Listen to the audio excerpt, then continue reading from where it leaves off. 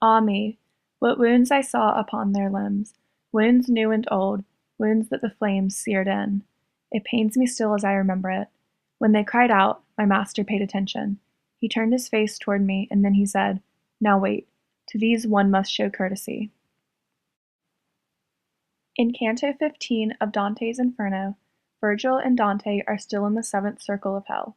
In this particular ring, the third one, those being punished are the violent against God. Dante stumbles upon Ser Brunetto Latini, his old mentor. Latini explains that he cannot stop walking because anyone who does is forced to lay beneath the fiery rain for 100 years. Dante explains why he's in the underworld, and Latini speaks highly of Dante's work. He ends by asking Dante to always remember his book, The Treasure. Dante regards Brunetto Latini very highly, which raises the question of why he placed him in hell. Throughout the poem, Dante continuously comes across people he respects greatly. According to his ideas, even the greatest people must be punished for their sins.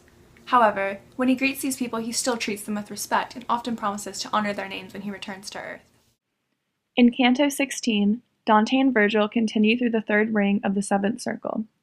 They encounter three shades who recognize them as outsiders. Dante wants to talk to them, and since they cannot stop walking, they form a circle and continuously walk around Dante and Virgil. Dante recognizes their names as heroes from his city and tells them how he's honored them and how he will continue to do so. As Dante and Virgil continue on, they come across a ravine.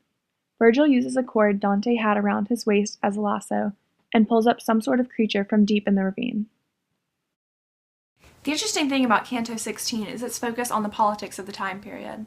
The three men Dante talks to are famous leaders and knights from Florence, which is where Dante is also from. They tried to prevent their people from fighting in the Battle of Montipurti. Dante informs them of the current state of Florence, which has deteriorated since their death. He promises them great fame, insisting that he has the power to bring this to them. In this quote by Ryan Jones, he points out the fact that the men Dante encounters on his journey don't regard their place in hell as undeserved. Instead, they simply ask Dante to ensure they are remembered. This happens in both Canto 15 and 16 with Latini and the group of Florentines. In her article, Anne Perry says, "Why do I care? We spend our lives fascinated with mankind and with the quest to understand good and evil. Dante encapsulates the soul of it in his vision, showing how we are not punished for our sins, but by them. It is not an external thing visited upon us by God or fate. It is an internal change we have wrought in ourselves.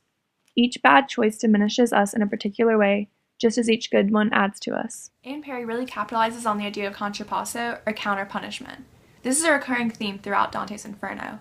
She argues that the punishments given inspire a change within each person. So in summary, in Canto 15 they are in the third ring of the seventh circle of hell. Those being punished were the violent against God. Dante comes across his mentor, Ser Brunetto Latini. In Canto 16, they encounter the three shades who are heroes from Florence. Dante, who is also from Florence, recognizes them and speaks to them. Then, Virgil pulls a mysterious creature out of the ravine. So what you should take from these cantos is that Dante believes that even if someone is successful in life, they should still have to pay for their sins. Also, he expresses how Florence has over time become corrupt.